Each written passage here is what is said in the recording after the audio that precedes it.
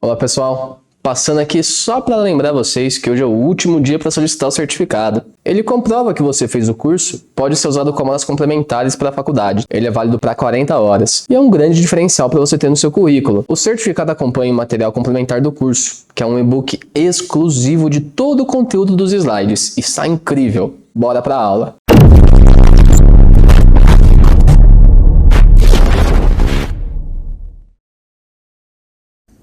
Olá, gente, vamos dar continuidade agora nossas aulas, chegando à terceira aula do curso de nutrição de cães e gatos. Então, vou continuar dando andamento nos nutrientes em todo o nosso estudo e também já entrando um pouco na parte de formulação e também falando um pouquinho de qualidade, tá bom? Então, próxima aula a gente já finaliza o curso, para depois a gente só ter a extra, tá bom? Vamos lá, então, iniciar esse curso. E a gente entra na fibra, salvadora da pátria, tá? A fibra, ela vem como uma opção muito boa de saciamento, digamos assim, até para evitar a obesidade. A fibra, ela reduz a sensação de fome e até em relação ao estresse. Então, por isso que uma alimentação rica em fibra é muito bom, mas também não, né, excessiva. Então, a gente vai sempre controlar essas fibras de um volume adequado de solúveis e insolúveis. Então, assim, as fibras solúveis, elas vão dissolver na água e ajuda a retardar o esvaziamento do esvaziamento gástrico, aí do trânsito do intestino delgado. Ou seja, elas retêm água também e vai retardar o esvaziamento gástrico. Por isso que a gente tem essa parte de saciedade maior.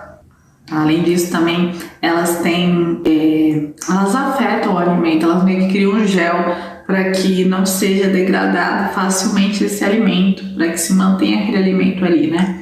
E durante também essa parte de digestão, essas fibras elas vão se comunar com formações de ácidos graxos, que vão lá servir de fonte de energia para o epitélio intestinal e para a microbiota local.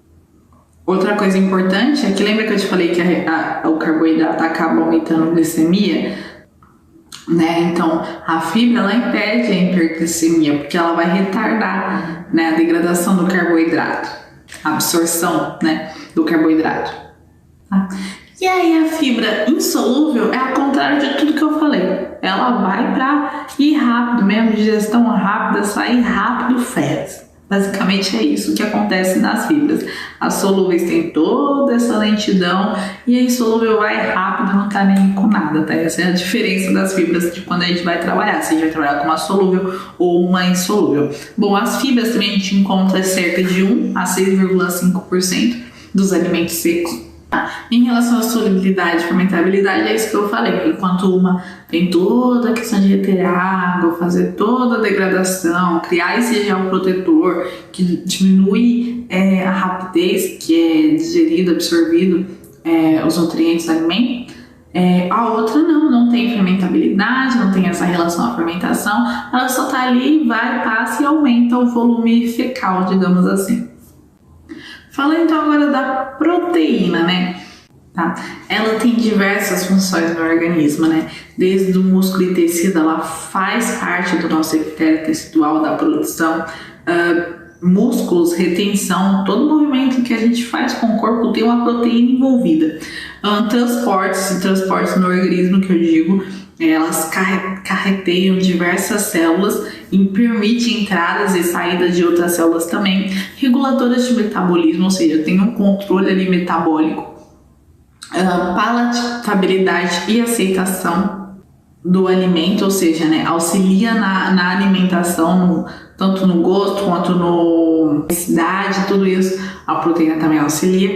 Componentes estruturais, né, como eu disse, membranas, de músculos, tecidos e manutenção também da massa magra, tá? E aí, em relação à proteína, as proteínas vegetais elas apresentam uma boa digestibilidade e energia metabolizável para cães e gatos, e o seu uso pode ser interessante para reduzir o mineral da dieta, controlar o excesso de bases alimentar e manter adequada a digestibilidade do produto, tá? Essa é a proteína, o que ela faz quando a gente está ali formulando uma ração. Quando a gente diminui o valor de proteína, é muito comum que a gente perca a massa magra. A proteína está muito associada à massa magra. Eu acho que quem treina, quem etc., quem faz esse cuidado vai entender do que eu tô falando. Porque assim, então até voltando em relação ao obeso, quando tá tendo um emagrecimento, é muito bom que esse animal esteja com uma base proteica, para que ele não perca essa massa magra. Porque às vezes vai emagrecendo tudo, vai perdendo a massa boa, digamos assim. Então a proteína tá ali impedindo que isso aconteça. Por isso que a gente tem que ter uma alimentação balanceada. De uma forma que o animal perca gordura, mas não perca musculatura, né? Então esse é um exemplo do que a proteína faz ali na dieta. Quanto mais você consome proteína, maior vai ser o gasto energético, né? Proteína também gera energia. As pessoas às vezes acabam esquecendo, não é só o carboidrato. Lembra lá do material orgânico? Proteína também é um material orgânico. Então a gente tem geração de energia. A gente vai encontrar então muito em dietas, como eu já disse. E aí eu quero entrar em relação aos gatos. Muito cuidado com a redução de proteína e alimentação de gatos. Primeiramente, que eu já citei que proteína é uma alimentação muito importante para os gatos, mais que carboidrato. Carboidrato também é tão assim, bom assim, para ser sintetizado pelos gatos. Então, muita proteína mesmo. Eu falo muita, mas assim, no nível certo, né? Porque a redução da proteína, ela vai ocorrer a lipidose hepática, tá? Vai ter tipo um catabolismo de reservas corpóreas, vai ficar reservando ali para fazer a geração de energia, né? Os gatos tiram a maior parte da energia da proteína e sem isso, aí vai ficar lá catabolizando e nada vindo. Então, tanto quanto gato, quanto cão, é melhor ter um controle certo de proteína para oferecer uma melhor condição corporal para esses animais. Então, onde a gente acha a proteína? A gente acha proteína de origem animal, por exemplo, em farinha de carne, farinha de víscera de frango, farinha de ossos, farinha de pena. Inclusive, falando um pouco disso, quando você for ver os ingredientes feitos da ração, vai ser, a maioria das vezes, farinha, tá? O que acontece nessas farinhas? A gente tem, que é o que também diferencia, por exemplo, uma ração premium, super premium, né? Uma mais básica. É exatamente essa proteína que é utilizada. Uma farinha de carne, uma farinha de frango é um produto mais caro, entendeu? Então é claro que o valor da ração vai ser mais caro porque tá colocando ali os ingredientes certos. Agora, se a gente pega uma farinha de vísceras, uma farinha de penas, são matérias-primas mais baratas, entendeu? Então isso também influencia na qualidade da ração. Que tipo de proteína eu tô colocando mesmo real? É da carne? Porque você pega lá a ração de carne, mas foi feita da carne mesmo? A ração de carne às vezes pode ter feito de vísceras, de ossos, de penas, uma mistura. Tem lá a farinha de carne, mas qual é a quantidade da farinha de carne? Então a gente precisa também ter uma atenção em relação a isso, e é isso que diferencia a qualidade e preço das rações, principalmente a proteína. E de origem vegetal, um exemplo aí seria a soja, que é super rica em proteína também. E agora a gente entra para falar dos aminoácidos, tá? Então a gente tem os aminoácidos essenciais e os não essenciais, então só uma chamadilha: arginina, histidina, isoleucina, fenilalanina, treonina, triptofano, valina, taurina, vou especificar essa, leucina, lisina, metionina, aí já com os essenciais: alanina, asparagina, aspartato, cistina, cisteína, glicina, glutamato, prolina, serina, tirosina, glutamina, hidroxipurina, hidroxilizina. Todos esses nomes você fica assim, meu Deus, o que é isso? Agora você sabe que é um aminoácido, né? Aminoácido nada a ver com a junção de várias moléculas de proteína. A gente tem um aminoácido, né? Isso é biologia, gente. Ciência, já dá para aprender um pouquinho isso, tá bom? Então, isso se chama aminoácido. Aí, sobre os aminoácidos de interesse, né? A gente tem, por exemplo, a lisina, né? Que é um essencial, tá? Normalmente, essa necessidade aumenta quando a gente tem uma proteína alta na alimentação. Então, a gente precisa da lisina para compensar pela adição de proteína animal ou sintética, tá? Aí, a gente também tem a metionina, foi um dos primeiros aminoácidos limitantes nas rações de proteínas vegetais. Tá? Ela também é de alta necessidade para os felinos, porque ela auxilia na redução do pH tóxico urinário. Então ela é ótima para felinos. A arginina, ela é uma das principais, importante para cão e para gato. Né? Ela é o componente essencial para o ciclo da ureia. E a taurina, gatos têm deficiência em taurina, então eles precisam se alimentar de rações com taurina, tá? Então por isso que às vezes a alimentação natural, que eu vou falar um pouco mais na última aula, para gatos é complicado porque precisa ter essa suplementação de taurina, tá? Gato tem deficiência de taurina, por isso que ele precisa se alimentar de taurina. Por exemplo, numa alimentação é recomendado 0,4 gramas de taurina, se eu não me engano. Enfim, então, os aminoácidos a gente com certeza encontra sem parar em todos os alimentos que a gente come. E os animais também, tá? E eles têm diversas funções. Cada um desses aí enumerados tem uma função simples e auxiliam em algo. Nada tá aí à toa, não. Tá? E eu realmente não vou entrar em cada um e falei mais os de interesse, tá bom? Falando então dos lipídios. Os lipídios, ele é uma principal fonte de armazenamento de energia no corpo. Tá? Ele serve de isolamento térmico, é como uma camada protetora de lesão físicas nos órgãos vitais. Tá? Então eles criam uma camada de proteção. Por exemplo, quando a gente tem um animal obeso e a gente vai fazer a necrópsia desse animal, basicamente a gente só vê gordura. Tudo tem gordura e isso não é legal de se ver, na verdade, né? Na verdade é bem péssimo. Tá? Mas é isso o que o lipídio faz. Porém, lógico, em camadas leves são componentes necessários, né? Pinguins, por exemplo, tem uma grande camada de lipídica que facilita para eles o habitat frio em que eles vivem. Bom, eles também são componentes estruturais, ou seja, eles auxiliam na transmissão de impulsos nervosos e transporte de nutrientes.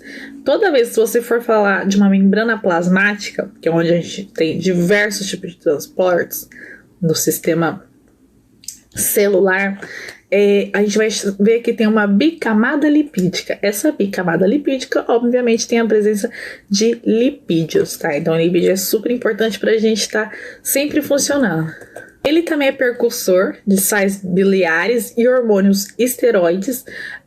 Ele também tem a função de proteção à perca de água. Então, ele evita que a gente tenha uma perca de água e também é uma barreira física da pele, tá? A gente tem lipídio espalhado por toda a santa parte. E aí, a gente tem uma das partes mais importantes em relação a lipídio, que são os ácidos graxos essenciais, em que a gente acha em tudo. Principalmente resposta inflamatórias e coagulação sanguínea, tem uma importante função nisso. Então, basicamente, os lipídios eles possuem alta digestibilidade, aumenta a palatabilidade do alimento, né? Então é aquele ditado lá, tudo que é frito é gostoso. Então basicamente é porque tem ali um óleo, tem um lipídio envolvido. É considerado um nutriente de alta densidade energética, além de ser essencial na absorção de vitaminas. Tá? Ele auxilia, como eu disse, também nos transportes. Tá? Então, o que são os lipídios? São substâncias heterogêneas, solúveis ou solventes apolares, com pequenas ou nenhuma solubilidade em água. Então, é aquela brincadeira de colocar o óleo e a água e ver que não se mistura. Né? A gente vai ter alguns que se mistura melhor.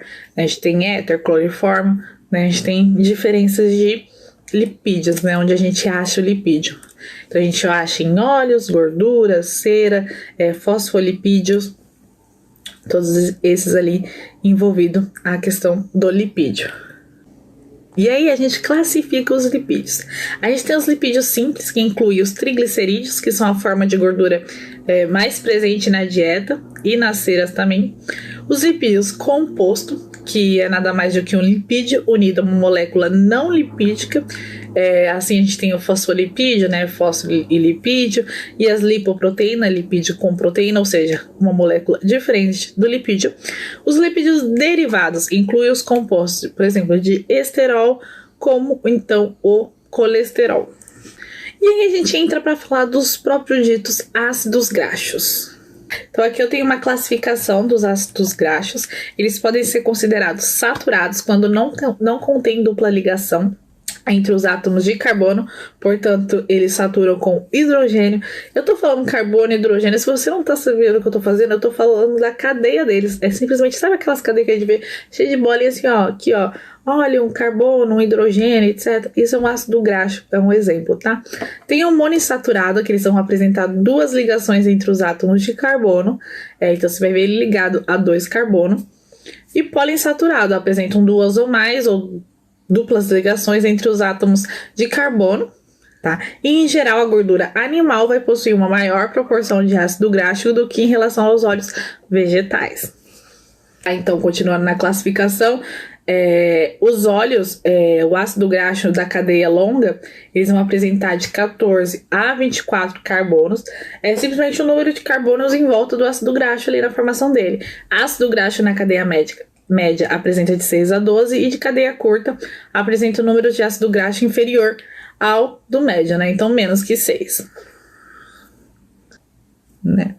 Enfim, então assim, os ácidos, eles vão se encontrar em diversas partes do organismo e vão ter funções diferentes também, tá? Então, eles vão ajudar na cognição, em afecção renal, afecção cardiovascular, desordens de pele e pelagem, anomalias esqueléticas, hiperlipidemia, tá? Então, por falta disso, a gente acaba tendo todos esses problemas por falta dos ácidos graxos, tá? Então, aqui, por exemplo, os óleos mais utilizados, lembra que eu falei do ômega 6, o ômega 3, principalmente em cadelas prenha? É exatamente esse daí, foi o que eu falei, ácido linoleico, ácido araquidônico, tá? Então, aí tem a porcentagem onde a gente encontra, por exemplo, aí sebo bovino, óleo de aves, banha suína, óleo de peixe. Ômega a gente sempre vai acabar encontrando em óleo de peixe, tá? Então, a gente vai encontrar basicamente os ácidos graxos muito em óleos e gordura, tá? Então, aí por exemplo, no ômega 3 é muito comum a gente encontrar mais em linhaça e óleo de peixe. O ômega 6, além da de frango, bovina e suína, a gente também acha no óleo de soja, no óleo de girassol, no óleo de milho, que são aqueles óleos especiais que a gente encontra no mercado, por exemplo. Tá, a gente tem muitas opções, não necessariamente, às vezes pensa que o vegetariano não tá ingerindo essas coisas, mas a gente consegue encontrar, eu falo a gente porque eu também sou, em outros tipos de alimentos, os mesmos nutrientes. Tá, e aí foi o que eu falei, aí são modelos de óleos vegetais, né? Não são óleos partidos de origem animal. Então a gente tem óleo de soja, óleo de girassol, óleo de linhaça, óleo de milho, óleo de primula, óleo de borragem, né? Então a gente vê o óleo de girassol, por exemplo, 71,2% do ácido linoleico. É muito bem nutrido. A gente acaba bastando se alimentar disso, tá? E outra coisa desse óleo de girassol, só um adentro, olha a porcentagem de óleo. Então, a gente percebe o quanto que esse alimento é gorduroso. Mas que a gente tem que tomar um cuidado também, né? Então, aqui, voltando aqui os animais, a gente consegue ver que o óleo de aves consegue ser mais gorduroso do que o de bovino e o de suíno, por exemplo. Bom, e agora a gente entra para falar das queridinhas do mercado, que são as vitaminas, tá? As vitaminas nada mais do que são compostos orgânicos essenciais, tá? E são muito importantes. A gente tem a A, B, B1, B2, B5, B6, B7, B9, B12, K, E, C, D, que nem nesse desenho aí que tá aí no cantinho. E a gente também necessita muito delas e a gente tem diferentes formas de consumi-las, principalmente nos nutrientes, que são bem variados. Tá? Elas também atuam, então, como coenzimas nos processos metabólicos, então elas têm as funções, né, enzimáticas delas. Elas são necessárias em baixa quantidade, então não necessariamente na ração vai ter rica em vitaminas, não, ela vai ser muito mais rica em proteína, energia, etc, do que em vitaminas, mas as vitaminas são uma das mais necessárias, tá? Um exemplo também que a gente encontra vitamina mais em legumes, em frutas, e esses animais não têm o costume de se alimentar disso. Então é claro que ela vai ser menos necessária, digamos assim, mas não menos importante. Né? Agora, se eu fosse falar de um animal silvestre que come tudo que é na natureza, frutos, legumes, aí as vitaminas seriam a coisa mais importante da alimentação. É por isso que lá eu entrei bem firme e aqui eu tô deixando passar um pouquinho essa parte de nutrição, tá? E aí ela também auxilia no processamento das rações. Eu brinco que vitamina é louca para auxiliar você a quebrar alguma coisa, então por isso que a gente sempre tem que ficar ali ingerindo uma vitamina. Então, falando um pouco sobre a vitamina A, o retinol, ela é muito importante, né, no crescimento ósseo, na fase de reprodução também, manutenção do tecido epitelial, a vitamina A acaba auxiliando. Eu coloquei um exemplo de suplementação de vitamina A para humano, que é o beta-caroteno, tá? Ele é um precursor. Gatos necessariamente não fazem essa conversão, né, que se chama de oxigenase, então elas necessitam de produtos de origem animal da dieta com vitamina A ativa, tá? Porque ela não vai conseguir fazer lá a conversão como os outros animais fazem da vitamina A. Vitamina D, a D3 que se chama, ela pode ser obtida através da síntese por um composto presente na pele ou da ração.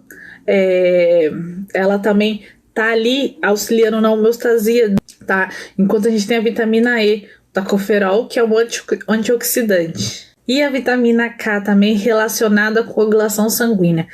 Alertinha para os gatos, ração tem que ser rica em vitamina K, esses animais, ainda mais se eles tiverem um problema hepático, ictérico, essas coisas. Ela auxilia muito em relação ao fígado, por isso que a vitamina K é super importante estar rica ali na alimentação desses animais. Já a vitamina C, ela é essencial, né, convencionalmente. Ela é um antioxidante, ela também exerce a formação de colágeno, trabalha na pele, além de diversos humanos e também na recuperação tecidual. Já a vitamina E, a niacina, ela faz parte lá do sistema redox de NAD, NADP. Os cães também é sintetizado a partir do triptofano, o que não ocorre nos gatos. E aqui eu deixei uma tabelinha pra gente entender mais ou menos o que a vitamina é que eu não vou entrar em todas, e uma função, por exemplo, tiamina, B1, a função dela é auxiliar no metabolismo de carboidrato, riboflavina, metabolismo de carboidrato, proteínas e lipídio, piroxidina, B6, metabolismo de aminoácidos, né, transaminação, desaminação, entre outros, ácido patotênico. E aí vai a cobalamina, B12, super importante, metabolismo de carboidrato, síntese de mielina, sistema nervoso, tá? Isso aí trabalha muito na parte de contração. Ácido fólico, síntese de DNA, crescimento e maturação celular, colina, que é o precursor da acetilcolina, tá? E aqui eu trouxe um exemplo da quantidade e também da fase, digamos assim, de um cão e de um gato. Então, assim, em fase de crescimento e reprodução, qual é o nível de tiamina, de riboflavina, niacina, cobalamina, né? E você percebe a diferença do cão para gato. Gato, às vezes, precisa mais, às vezes cachorro precisa mais, por isso que a gente nunca pode, né, dar uma ração específica de uma espécie para outra, porque as necessidades são diferentes, assim como em manutenção também. Assim, muitas vezes a gente até acha um valor parecido, né? Existem também os valores iguais, porém, tem momentos e ingredientes, né, nutrientes, que um precisa mais que o outro e acabou, né? Isso depende da fisiologia da espécie. Começa a falar agora dos minerais. Material mineral, lembra lá? Matéria orgânica, matéria de mineral. Os minerais, eles são elementos inorgânicos, né? Isso quer dizer que a matéria orgânica está lá do outro lado, com carboidratos, lipídios e tudo mais, e que são essenciais também para o processo metabólico. Então, 4% do peso total vai se referir aos minerais. E nisso eles vão desempenhar diversas funções, né? E aí a gente vai precisar deles para fazer o balanceamento. Aí eu coloquei no cantinho uma tabelinha, que são os minerais essenciais para a vida. Lembra que eu falei que são os macrominerais e os microminerais? De todas as partes da nutrição, eu acho que as pessoas mais conhecem são os minerais. Eu acho que são os termos minerais que as pessoas mais têm conhecimento, né? Então, cálcio como macromineral. Cálcio, todo mundo conhece. Fósforo também. Magnésio, sódio, potássio, cloro. São termos que as pessoas conhecem. Elas apenas, às vezes, não sabem que é um mineral, tá? Mas são Então, nutrientes minerais, de material de elementos inorgânicos, né? Na matéria seca. O micromineral vem o ferro, manganês, cobre, zinco, cromo, iodo. Então, esse, assim, provavelmente o cromo, manganês, talvez as pessoas não conheçam tanto. Mas ferro, zinco, iodo. Então, você entende que as pessoas têm uma atenção para isso. Tipo, come isso que é rico em ferro, come isso que é rico em fósforo, rico em potássio, rico em cálcio. Então as pessoas já têm um conhecimento maior sobre a importância de se alimentar desses minerais. Então o que eu trouxe aqui agora é exatamente isso.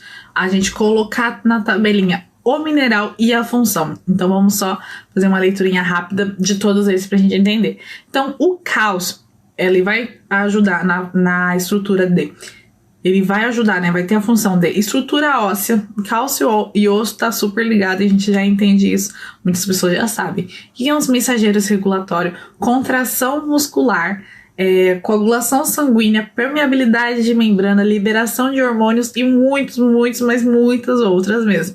O P de fósforo, ele é um elemento que auxilia na estrutura do esqueleto, a membrana, transporte de lipídio. Lembra lá que eu falava fosforolipídica da membrana? Exatamente, tem a estrutura da parte lipídica. E todos os sistemas enzimáticos também. Mg é o magnésio, tá? Então ele auxilia no metabolismo de carboidrato e proteínas, estrutura o esqueleto, transmissão de impulsos nervosos e contrações muscular. O S é o enxofre, então aminoácidos sulfurados, hormônios, cartilagem, entre outros. O K é o potássio, então a regulação de equilíbrio ácido-base, transmissões de impulso nervoso, cofator de reações enzimáticas. Na, o sódio, então vai auxiliar no colágeno, regulação do equilíbrio do ácido-base, pressão osmótica, osmose, entra muita relação do sódio e também na transmissão impulso nervoso. No cloro, a gente tem regulação da pressão osmótica também e equilíbrio ácido-base. Tá? Aí com o ferro, a gente tem a síntese de hemoglobina e mioglobina, transporte de O2, cofator enzimático presente nos citocromos. A gente sabe que o ferro já é importante na relação sanguínea. O zinco, ele tem o cofator enzimático, então o metabolismo de cloro, de proteína, de lipídios. Tem componentes de diversos metaloenzimas envolvidas com a reprodução, proteção de antioxidante, imunologia, saúde da pele e dos pelos dos animais também. Precisa sempre bom a gente ver lá se a nossa ração tem uma boa porcentagem de zinco, porque ele influencia aquela pelagem bonita. Sabe quando eu falo que ração você consegue ver no pelo? Aí, ó, um dos porquê, né? Ele tem que estar bem alimentado com zinco. Cu, né? O cobre, né? Então tem absorção e transporte de ferro, reação de oxidação, proteção antioxidante, síntese de colágeno e elastina. O manganês, ele é um componente da metoenzimas, envolvida com o metabolismo do nutriente. Aí o iodo, né, síntese de hormônio da tireoide. E o selênio, né, selênio aminoácido, selênio enzimas, relacionada também à parte reprodutiva, antioxidante, imunológico e também à saúde dos pelos e pele desses animais. Então, você percebe o quanto de função tem os minerais. E talvez seja por isso que a gente acaba conhecendo mais do que os outros nutrientes em si. Agora a gente fala sobre os aditivos, né? Algo que é adicionado na nutrição. A gente tem várias opções, por exemplo, os tecnológicos. Ou seja, a gente utiliza da tecnologia hoje em dia para conseguir formular algo melhor. Então, a gente tem diversos aditivos tecnológicos que auxiliam a gente na formulação. Antioxidantes são principalmente os ácidos graxos, seja insaturados ou saturados, como eu já citei antes. Então, ácido oleico, linoleico, linolênico, todos esses fazem parte dos antioxidantes monossaturados, poliinsaturados. Tá? A gente tem os antioxidantes sintéticos também, como galatos. Tem os antioxidantes naturais, tipo vitamina E, alfa, beta, delta, gama. Aí o alecrim, alecrim guene, tá? Pré-mix também já tá disponível. Tocofenóis também. Todos esses são aditivos à parte da formulação da ração. A gente tem os sensoriais que vão auxiliar na parte dos corantes, né? Que são aquelas rações coloridas. Muito cuidado com ração colorida por questão de corante. Corante em alta quantidade é perigoso. Então, assim, a gente acaba dando preferência a rações com padrão de cor uma só, porque a gente entende que tem menos corante, menos pigmentação. Mas sim, diferencial também para cada ração. Os aditivos funcionais é quando a gente auxilia adiciona probióticos e prebióticos, tá? Então, os probióticos, lactobacilos, enterococos, entre outros, tá? É que nem aquele Yakult que a gente toma, que faz bem pro estômago, é basicamente isso mesmo. A gente tem os coloprotetores também, sulfato de glicosamina, por exemplo. Ácidos graxos polissaturados, como ômega 3 e 6 também, entra na parte funcional, que auxilia o organismo. Os zootécnicos são formas de auxiliar, mais para animais de produção em si. E anticoxidianos, isso faz parte de grande parte das alimentações, das rações. E aí a gente entra para falar de uma parte muito legal que eu gosto muito, que é o controle de qualidade.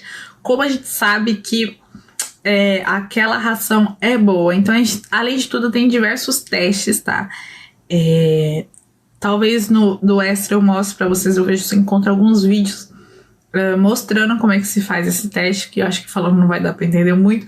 Os processamentos também da ração eu vou acabar não falando muito, porque acaba sendo... Falando não é muito simples, eu ter que colocar vídeo também, a gente acaba perdendo conteúdo. Mas então, a qualidade de um alimento vai depender basicamente dos seus ingredientes, foi o que eu tinha comentado, né? A gente tem que tomar muito cuidado por questão de economia e por ser o mercado. Então, assim, a gente tem que verificar se os alimentos que estão sendo feitos, colocados aí na ração, são bons. Por isso que as marcas maiores levam os clientes, porque a gente sabe que tem ali uma base boa, eles, né, tem que ter para dar nome à empresa de ração. Então, possui alguns testes, por exemplo, de umidade, análise de gordura, densidade aparente, durabilidade, dureza, propriedade de viscosidade e, é claro, as fezes.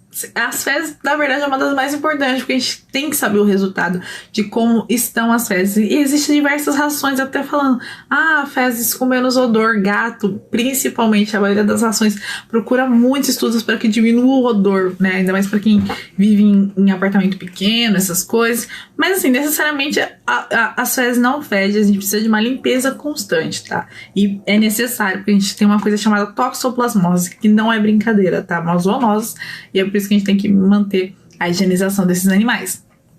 Mas enfim, tudo isso é uma garantia de qualidade, né? Saber se a ração está na densidade que era para ter, na dureza, quanto tempo, quanto é a validade desse alimento, né? Se esse alimento tem facilidade de se contaminar, de pegar fungo, essas coisas, né?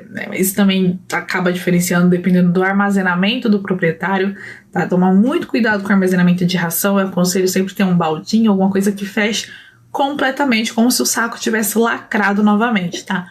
Enfim, é isso que a gente vai olhar e pensar, nossa, vale a pena qualidade certificada 100% da ração. Então a gente tem que ter um controle de qualidade. E aí dentro disso eu vou falar um pouco mais pra frente sobre o mapa, Ministério da Agricultura, que também entra na parte de ração, não é só sobre a nossa alimentação, não, é alimentação geral. E aí a gente entra para falar de outro fator muito importante na formulação de uma ração, que é a palatabilidade. O que é a palatabilidade? Segundo o MacArthur, ele descreveu que refere-se às propriedades físicas e químicas de uma dieta que estão associadas à promoção ou supressão do comportamento alimentar durante o período pré-absortivo ou pós-absortivo imediato. É uma resposta não condicionada antes que ocorra um condicionamento metabólico ou de qualquer tipo. Então, é assim que ele se refere à palatabilidade. Então, assim, cães, eles selecionam dietas mais ricas em proteínas e gordura. Eles evitam até dietas sem a arginina, enquanto os gatos vão ter preferências mais palatabilizantes, pela textura do alimento. Por isso que eles são mais chatinhos de se escolher a ração. Eles selecionam muito bem em relação a proteína e gordura. E outra coisa, gatos filhotes, eles não possuem um controle de ingestão de proteína. Bom, os principais palatabilizantes para cães e gatos. Palatabilizante, como posso explicar, é algo que vai dar a vontade de comer, vem da questão do paladar, né? Algo que te fixa, é algo gostoso, digamos assim, de se comer. Então, gordura animal, peptídeos de aminoácidos, aí eu coloquei algumas opções, açúcares para cães, não para gato, né? Os cães, eles têm tendência a gostar de um pouquinho mais doce do que os gatos. Os gatos rejeitam fortemente o amargo do ácido graxo de cadeia média. E os cães, eles têm receptores para umami, que é um glutamato monossódico. Tá? Então, a palatabilidade, ela vem de fatores, né? Então, do odor da ração, isso vai estimular o animal a ter um interesse, uma melhor palatabilidade. O sabor, com certeza, porque é disso que se trata, né? Principalmente do sabor desse alimento. A textura, novamente gatos, né? Se você deixa a ração por muito tempo, tanto o odor, quanto o sabor, quanto a textura, com o ambiente, sofre alteração. E é muito normal que ele não queira se alimentar, porque ele não tá gostando do que ele tá vendo ali. Então é isso que a gente tem que tomar um cuidado. E é isso que a formulação também toma um cuidado, dele sentir o cheiro. Animais, eles vão muito pelo olfato, são animais sensitivos, então eles precisam ter essa atração pelo alimento, até para todo o sistema digestivo funcionar corretamente. Então também o tamanho, né? Então tem que ser um tamanho, como eu disse, ideal para cada fase de idade, né? Então pequenininho para filhote, para adulto, depois para idoso. E também a forma, você percebe. Outra coisa diferente que você vai encontrar em ração é que cada sabor vai ter um formato. É que nem pastel, quando você pede algum formato e vem com a pontinha diferente. É basicamente também para identificação do produto, né? A gente saber, por exemplo, se veio numa embalagem correta. Mas vamos supor que a gente come uma ração de frango e veio uma ração de carne e arroz, né? Que não era esse formato. Então, normalmente na embalagem já vem também o desenho da ração, para que a gente possa identificar o formato da ração e que também atrai. Se você perceber, de cachorro vai ser sempre mais redondinha ou quadradinha, que facilita a mastigação, e de gato vai ser algo mais pontudinho, algo mais delicado, que é o que atrai melhor o gato e facilita também a mastigação desses animais. Tá? Então, todo um pensamento em conjunto para facilitar a relação da palatabilidade desses alimentos. O mercado não brinca e eles fazem muito bem. Quando eu digo isso, não é assim, nossa, ideias. Não, isso são pesquisas, são testes, são artigos científicos, pesquisas científicas que comprovam esses tipos de coisa, do que precisa se trabalhar para ter um odor correto que atraia para alimentação, um sabor melhor, que os animais ingiram melhor, se alimentem melhor desse alimento e tenha um bom sistema digestivo, elimine de forma correta, a textura do alimento, o tamanho, a forma, tudo isso é algo que se senta e discute muito antes de se criar uma ração, ainda mais com tantas concorrentes no mercado. Tá? E aí a gente entra num outro fator que se chama aceitabilidade, ou seja, esse animal, esse cachorro, esse gato vai aceitar? E aí que a gente entra nos testes de aceitabilidade, que são testes simples, na verdade, né? Bem óbvio. Então, a gente vai fazer uma diferença em tipos de rações. Então, a gente pega, por exemplo, a ração da concorrente, né? E eu vou colocar a opção A, a minha ração, e a opção B, a da concorrente.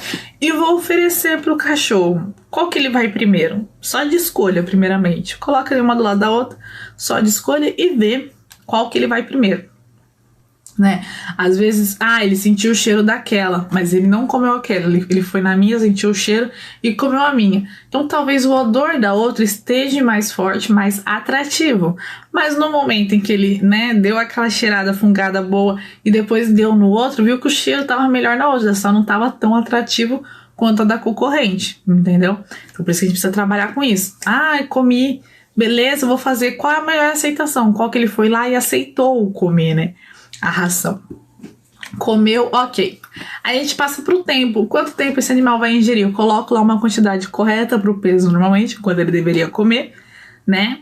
E aí ele só me come metade. Por que esse cachorro só comeu metade? Será que o gosto foi algo palatível? Foi algo digestivo? O que aconteceu, né? Que esse animal não ingeriu todo o alimento. Ou senão, se ele tá comendo muito, muito rápido, então não tá dando uma sustância. Então precisa ter todo esse trabalho em relação a tempo, conteúdo, aceitação, tá? E aí vem interesse e qualidade, que é exatamente isso. O animal tem interesse pela ração, Vamos supor que a ração tem o melhor odor, tem o melhor sabor, melhor tudo, exceto na qualidade, ela não supre. Então esse animal tem um interesse e acaba comendo demais, entendeu? Uma quantidade maior do que ele devia. Então aí a gente percebe que a ração é ótima, boa, maravilhosa, mas não tá fazendo o que a gente queria que fizesse. A mesma coisa se ele tem um interesse, assim, repetida, tem um pequeno interesse, mas come um pouquinho, foi o que eu falei. Então a gente precisa fazer um controle, e aí tem vários e diversos testes. Entra também o teste de fezes depois, mas tem em relação à qualidade da ração e não de aceitabilidade. Mas em relação à aceitabilidade, é isso. Bom, então por hoje é isso o curso. Espero poder ter ajudado vocês até aqui. Tá quase acabando, só mais uma aulinha pra gente e mais a extra. Novamente, se quiser entrar em contato comigo, tem o Instagram. Eu também estou disponível para vocês. E é isso, muito obrigada por participarem. E aguardo vocês na próxima aula pra gente fazer mais contas. Vai ser incrível. Tchau, tchau.